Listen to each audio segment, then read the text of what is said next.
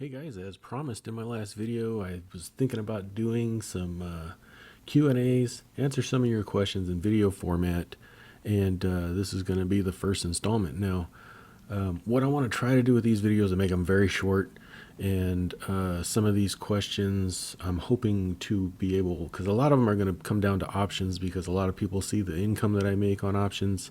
I made a video on that, and I'll share that here, but I kind of want to, I like to explain things in as plain of an English as I possibly can. You're not going to hear deltas and Greeks and all that stuff with me. We'll just give you the basics, and hopefully that helps. So like, share, subscribe, do all that good stuff that I see that you see in every video. I'm in my Sunday best, so I won't have full screen. That Sunday best means I'm recording this in what I slept in last night. But it's real life, so here we go. So the comment you see on the screen here is from Z Shark. He says, "Glad you didn't decide to give up. Sounds like you were real close." I was. "And now you seem real stable with a great plan." I hope it's a great plan. "I'd like to know what the difference is between covered calls and option trading like I do. I really want to start doing this, but feel like I'm not grasping everything. When did it click for you?" It clicked for me in December of 2020. I shared that in my video where I made a whole bunch of money.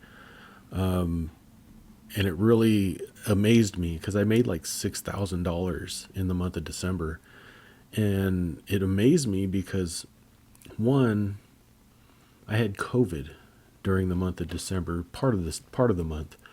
And so I was sitting there just making money by clicking buttons, right? And I would make that's not what I do now, but I was sitting there just clicking buttons all day long, right? And I was making money, and it added up to like $6,000 in a month. And I thought, holy crap, this is like serious, right? But looking back, I realized I was being very foolish in what I was doing.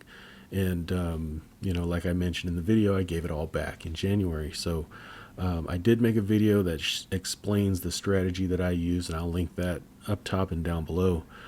But to answer this guy's question is, what is the difference between covered call and option trading like you do? Now, I'm going to simplify this a little bit because what I do, which I explained in that video, is I kind of leverage Interactive Brokers' buying power to my advantage.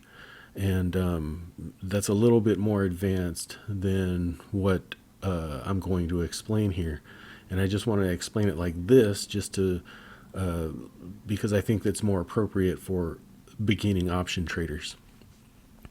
So it sounds like he is familiar with covered calls. So a covered call goes like this. You own the stock in a covered call. So you say your stock price is trading at $95. You own 100 shares of this stock. Now, to sell a covered call, you choose a strike price at or above the current share price, preferably over your cost basis. And I'm just throwing out random numbers here. These aren't, actual stocks or anything. Now let's just assume you collected $100 by selling the right for someone to buy these shares from you at $100 a piece. Okay. Now you have to be willing to sell those shares at $100. So for that, you collected $100 today. So your collateral for this trade are the shares that you already own. So you would, if the price of the stock that you already own goes to 100 or above on the date that contract expires, you have to sell those shares to the person you sold this contract to for $100, regardless if that share price is now 120, 130, 150. You locked in and agreed to sell those shares at $100. So your max, say your cost basis is $95, you would have a gain of $5 a share plus the premium you collected. And the collateral is the shares owned. On a cash secured put, it's pretty much the opposite. So, let me go that. On a covered call, typically when you sell a covered call, in the basic way, you're looking for that stock price not to go up. So a covered call is essentially a bearish position because you'd rather not the stock price reach your strike price. So, if it stayed between $95 and $99 and you can sell this strike all the time and collect $100 each time, that would be ideal, right? So you can just collect $100 and you still keep your shares. So it's kind of a bearish position because you really don't want the shares to go above your strike price, at least not very far. Now on a cash secured put, it's pretty much the opposite. So a cash secured put, say that same stock is trading at $95. You think that those are overpriced, right? And you say, you know what, I'd be willing to buy those shares if it got to $85.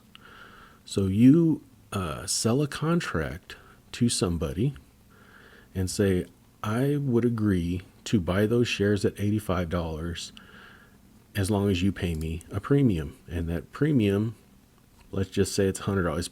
I'm just throwing out, again, random numbers. So you collect $100 and you sit and wait for that contract, the life of the contract.